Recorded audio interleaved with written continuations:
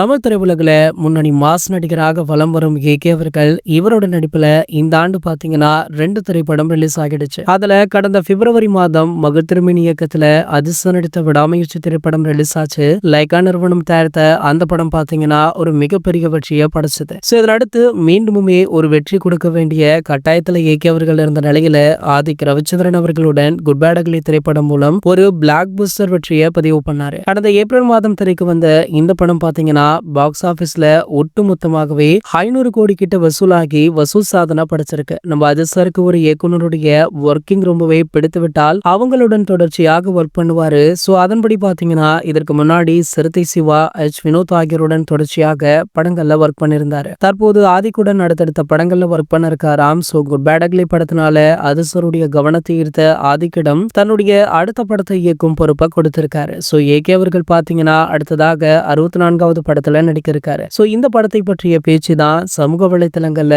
அதிகமாக இருக்கு. காரணம் என்ன அப்படின்னு பாத்தீங்கன்னா இதற்கான அறிவிப்பு வெளியாக இருக்கா. இந்த அறிவிப்பு பூஜையுடன் வெளியாகுமா இல்ல போஸ்டருடன் ஏதாவது ப்ரோமோ வீடியோவுடன் இந்த அறிவிப்பு வெளியாகுமா அப்படின்ற யோசனையில இருந்த ரசிகர்களுக்கு தற்போது ஒரு சர்ப்ரைஸான தகவல் வெளியாகி சந்தோஷத்தை கொடுத்திருக்கு. அதாவது இந்த படத்துடைய அறிவிப்பு பாத்தீங்கன்னா ஒரு அறிமுக ப்ரோமோவுடன் வெளியாகுதா. இந்த ப்ரோமோவுல படத்துக்கான கெட்டப்ல நம்ம ஏகே அவர்கள் இடம்பெறுவார் அப்படின்னு சொல்லப்படுது. சோ கண்டிப்பாக பாத்தீங்கன்னா இது ஏகே ரசிகர்களுக்கு ஒரு மிகப்பெரிய ட்ரீட்டாக அமையும் அப்படின்றதுல எந்த ஒரு மாற்று கருத்துமே கிடையாது. இந்த ப்ரோமோ வீடியோவுக்காக உங்களை யாரெல்லாம் அவளுடன் காத்துட்டு இருக்கீங்க அப்படின்றத கீழே உள்ள கமெண்ட் செக்ஷன்ல கமெண்ட் பண்ணிட்டு நம்மளுடைய சேனலை மறக்காம சப்ஸ்கிரைப் பண்ணிக்கோங்க.